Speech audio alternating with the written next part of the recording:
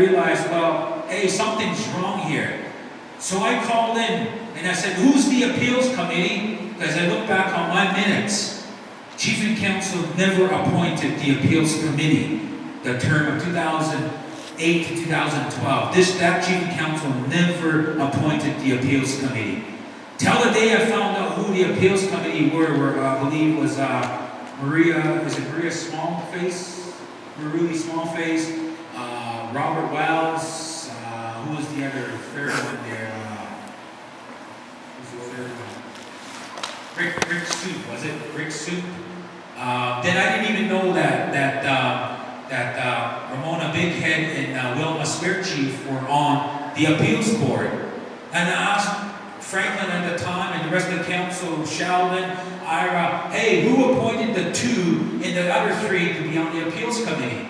They says, well, they're the appeals committee for the 2008 to 12, then we appointed them again to carry on from 2012 to 2016. I told them, I don't recall me appointing this appeals committee, so who did? Nobody seemed to have an answer who appointed this appeals committee that sits there right now. So when I found out, I got a hold of Wilma Spear Chief. I said, hey, how much is the appeals, when you do appeal, how much is the fee? They said, it's in the bylaws, it's $500 to appeal. So $500 bucks? I already paid $300 to run for election, and I paid for all my stuff I did. I need to pay another $500 out of my pocket to do an appeals. So I dragged the bylaws.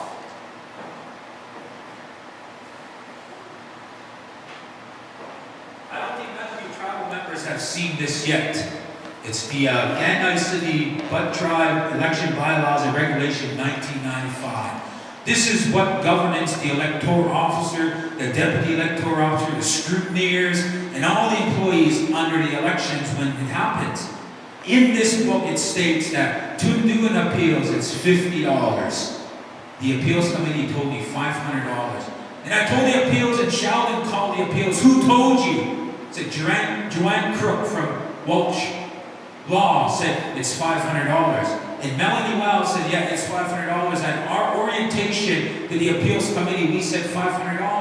Well, who changes the bylaws? The bylaws are written up by Chief and Counsel. The only way a bylaw needs to be passed is the Blood Tribe members need to go to vote on it and pass. We didn't vote on anything recently to be put in here, any changes to be honest with you.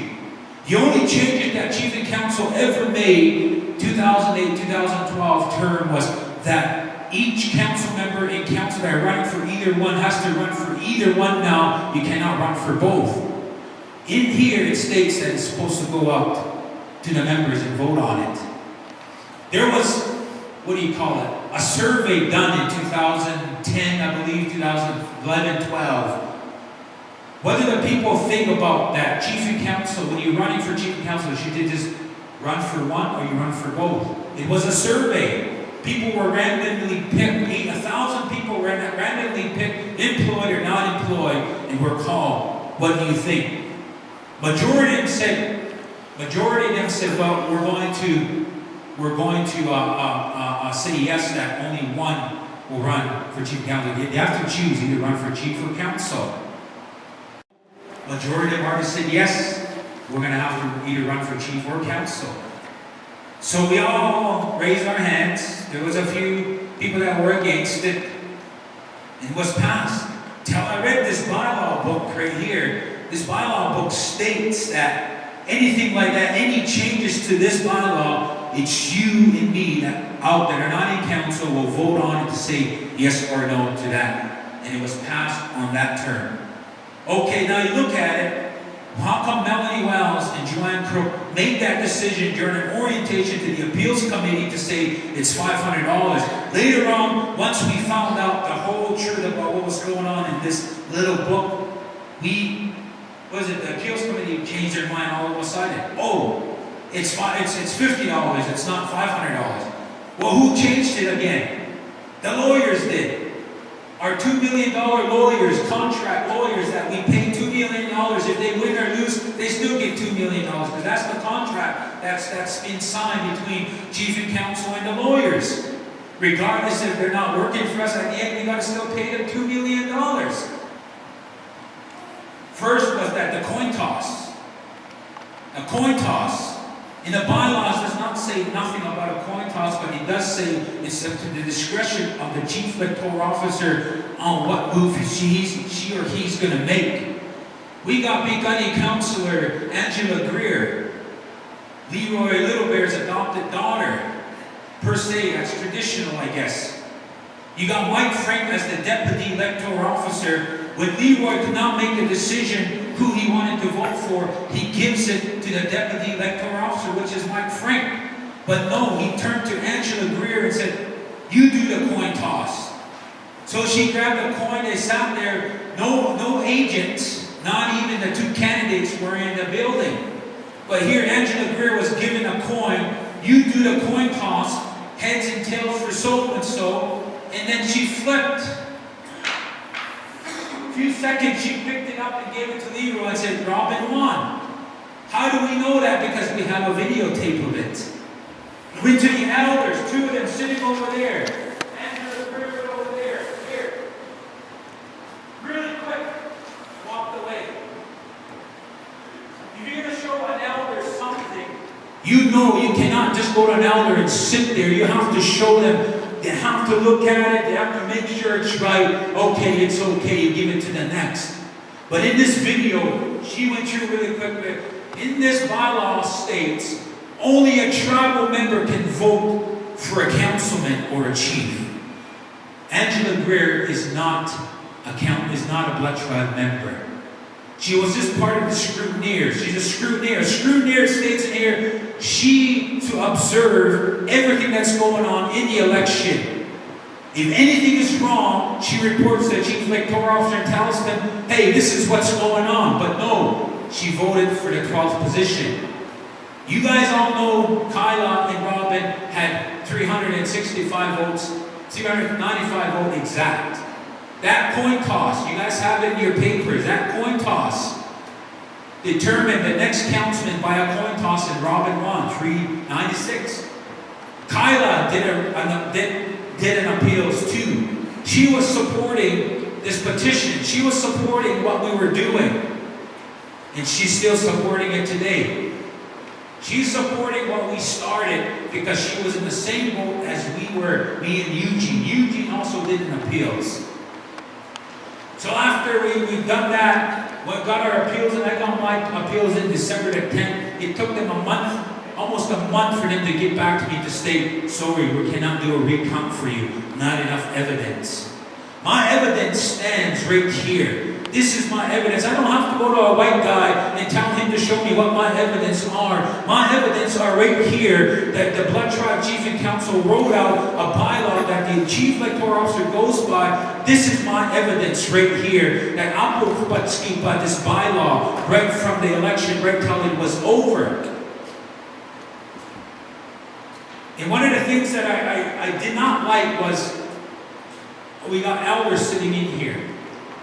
If we're going to do one favorment for one elder, then do it for every one of them.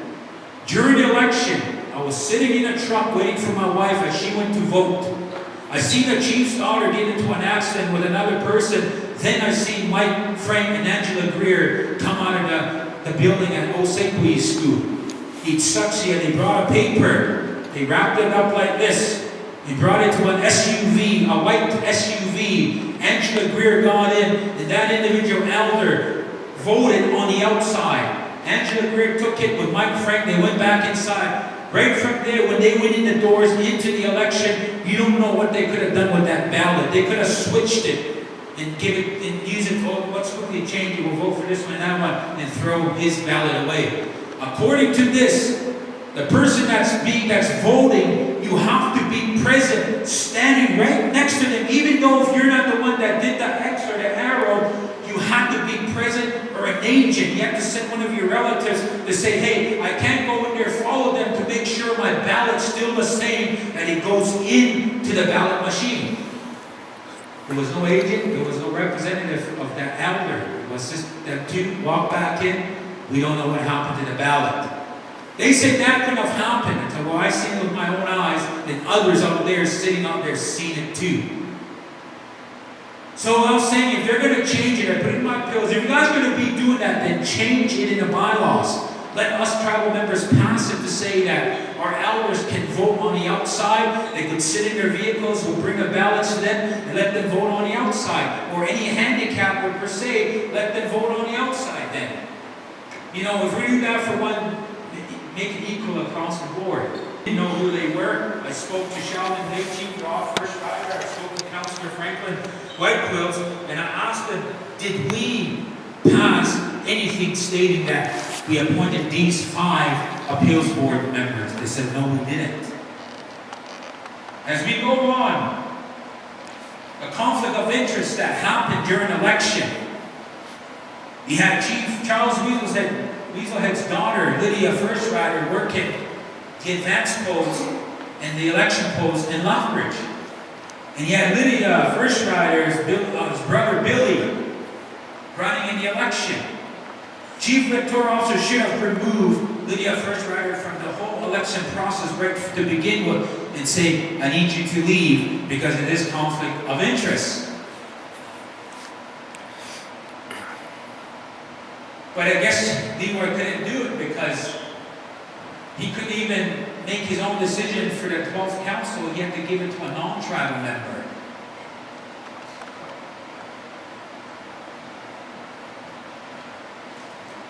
January 27th, a letter from Eugene Fox to one of the appeals board committee. The Global Lethbridge stated that Maria Smallface, Ruli, we found that the election was not valid. The regulation says that there is to be a recount and the Chief Electoral Officer can toss a coin to decide to vote. Global News said, but the coin toss happened first when Robin Littlebear and Kyla were locked at 395 votes apiece. See, even the appeals board chairman was stating that this election didn't run right. But at the end, she said something else different. So there was a lot of things going on with what was happening. So on February the 21st, I emailed Leroy Littlebear. Today is February the 21st. I am writing this email to request a report of the blood tribe election 2012, November the 27th. The election took place in Lethbridge and standoff on the 27th advanced polling stations at the Glasgow Hall, November the 20th. A tribal member and a candidate running for council have been requesting a full report of the blood tribe 2012 election. First was how many blood tribe members voted, how many ballots were used, how many spoiled ballots were there, who were the election team that ran the 2012 election, and how many electronic tabulators were used at this election. I am aware that the Blood Tribe Appeals Committee did a report to Chief and Council and on an investigation recount. And this report the Appeals Committee did for Chief and Council is stated on how many ballots were used from the election in a recount. There was 3,242 ballots that were cast. And I got that report sitting right here with me. Sitting at home, all of a sudden somebody comes to my door. Here, Josh, I need you to have this. What's this? It's like about 30 pages that the appeals committee did to Chief and Council, a report, a detailed report on what happened during the election. There was memory packs is what you call. Those memory packs, it doesn't state if it has our names on there or not. They're test packs. So they test the machines with those packs. Those papers, you put them in to see if the machines are running right. You put it through, also, okay, they're running good, we're good to go. They never stated if those test packs had every one of us names were on there. Did they erase those names once they reset the tabulating machines? We don't know. Because on Maruli's statement that best practices weren't done during election. They dusted all of these materials machines from that garage that sits in the back of the BTA. They pulled out the machines, they pulled out the box, and they dusted them off, they cleaned them off, and they brought them to the advance post. I was told there was 2 advance posts, one in Lethbridge and one here. I wasn't aware of the one in Lethbridge, I was aware of the one that was here. At one of our committee meetings, one of my colleagues stated, oh, there was 503 that casted their votes during the advance polling. And I told him, how do you know? I'm a councilman too, I don't even know that. And one of the tribal members came to me later and said, when I came here to Gladstone Hall, I was 394th person to vote, and they closed the doors. Well, where did the other 100 and something votes come from then? Then I was told there was an advance polling in Lethbridge that nobody knew about. So I didn't know about it. So we sent an email to Leroy. I need the report. You guys got in us papers. The papers you got says blood trial, the election result. $80,000 for that. We paid the chief electoral officer nearly $80,000 to run our election, and he gives us a 2-page report on internet. And we've been asking for it. He said, I gave it to chief and council, the tribal government should have it. So I called Annabelle. Annabelle, when I returned my call, got one of the councilmen. I told him, hey, I need a copy of the report. Says, we haven't got one. So I called Leroy back, hey Leroy, where's the report? Says, I don't have it. They have it. Well, all of a sudden, not even long, 2 days after, February or March the 7th, it says on there, they finally posted on the internet. This was the results. Well, I wanted that in writing, not on internet. Not everybody knows how to get on internet. So that's where I got my 1-page report to tell us how many people voted. And that cost us $80,000. $80,000. You get Angela Greer, not even a tribal member, a Big Gunny councillor, to vote for the 12th position. None of them wanted to answer questions. We got blacklisted from the media. Even APTN said we don't have a leg to stand on.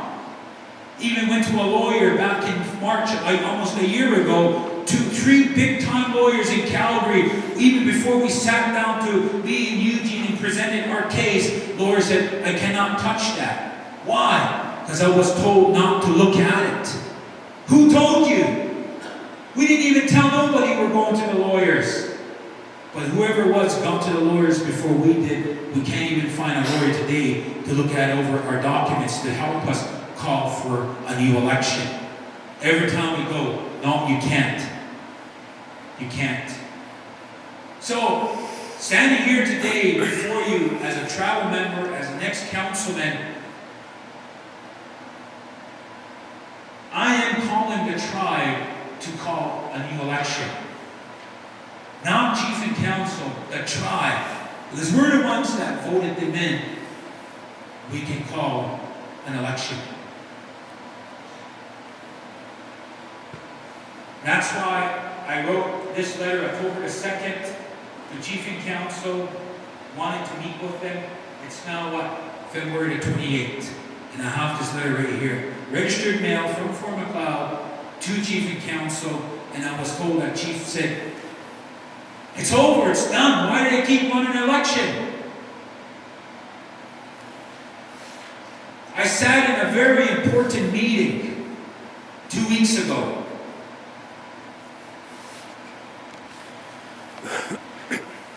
I was blown away that the Harper government dictated our chief and council, our board of education, on what they needed to do to accommodate our prime minister. And they went along with it. And here, the 4 of us, the 5 of us, the 6 of us, the 7 of us, we can't even get the media to come and interview us. We have to go through chief and council first. Why did all these media come? And we should have had a blockade in every entrance on reserve. The media was coming to visit, to record Prime Minister. Tell them, no, you record him off the reserve. You're not allowed to come onto our reserve. Every media that we called on were here to take up a picture of our Prime Minister and the Chief and the Grand Chief of Canada, and we were told we cannot interview you unless we go through Chief and Council. Well, how come Harper couldn't go to our chief and counsel and tell Franklin, Lance, and Nolan, hey, can I come on to reserve February the 7th and do all this filming for our Prime Minister? They didn't do that, because I was in that very important meeting. They dictated everything to us. And no, you do this, you do that. If you said no, what is it the government's going to do to us? We don't know. Before I end here, I don't want to take too much of your time. I told myself I was only going to take half an hour. It's almost a half an hour. I did my research. I did my research on the internet. This tabulator machine, this machine that there's 5 of them, I believe, that we used.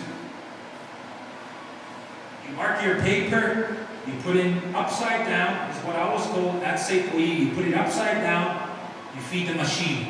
In the Lethbridge polling station, you were told either way, whatever direction, you put it in your tablet, your ballot into machine. I was told then stand up upside down and put it in that way. The election system software was found in 1979. It's an American information system machine that helps elections to be run, to have easier counting for the people that are voting, so the tabulating will be faster. So you don't have to wait all night till the next day who's the winner. You'll find out somebody that will win within hours. After the November 2000 election, Indiana launched an inquiry into the poor service by the company selling with the ESS agreed to pay $750,000. West Virginia filed similar complaints against the same company that sold these tabulators, and those are the same tabulators that we bought from this company, and it's out of California. California sold 1,000 tabulators, I believe, the year 2000, uncertified out of the state of California, meaning that these tabulators weren't even tested or used yet, or to see if they're going to work right, but they sold them anyways. In 2008, the presidential election, people were voting for the president, Obama, but finding out at the end his votes were going to the other candidate. And that Florida had a re-election because of that same matter. And our appeals committee stated that there was malfunctioning to our tabulating machine.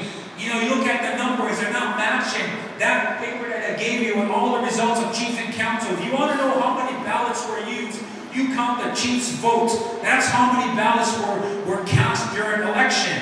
But according to the reports that the appeals committee that gave chief and counsel, all of a sudden were 100 votes higher. Where did it get this 100 votes from? Where did they get this 100 papers from to count? Looking at it, they didn't report that. And on this report that I got, the chair of the appeals committee is saying that they stored them in a place where the ink was leaking through. They didn't store them properly. Well, to begin with, the tabulating machines weren't even stored in a proper place to begin with. They were just tossed in at the garage at the BTA building in the back. That's where they got them out of. They dusted them off. They brought them to the election. We came in happy. Oh yes, I'm going to get in on council. You voted. You put in all this time. Your vote might have been going to somebody else all that time. A lot of people said, I counted all my support. I should have had this much, but I lost. And my numbers dropped. And that's what I'm questioning the appeals committee. That's why I'm glad the 3 councilmen are here. We want them to look into it for us also. We want them to continue being leaders in our community. But we need their help to push forward to say, no more of this corruption of this, using this tabulator. Let's do away with the tabulating machine and do everything manual again. Let's not use the same electoral officer anymore. Let's look at these bylaws. Let's see what these guys are talking about. Let's look at what they're talking about in here. The breaches. Right now, nobody really knows what's going on. They just said, well, election's over. It's going to cost us too much. It's already costing us millions of dollars today. We're losing money of dictatorship. But I'll tell you one thing. I pray for our leaders today. I'm going to bring this up today. The Harper government, regardless, I'm not going to agree with you. They're a majority government. They could do whatever they want to do unless they become a minority again. Our chief and council today need all this prayer We're one of the hatest nation in Canada now. Because one, we have hosted Prime Minister twice already. Treaty 6 at number 1, this all-chief meeting coming up, I believe it's coming this week, March the 6th around there. The Treaty 6 nations are going to attack our chief for what happened here at the Kaina High School with one of their proxies that came to sit in as a chief. Ayun of what happened. If we continue this nonsense, I'll tell you one thing, we are definitely going to this whole thing called self-government, even though we're arguing. So right now, look at our lawyers, our $2 million lawyers.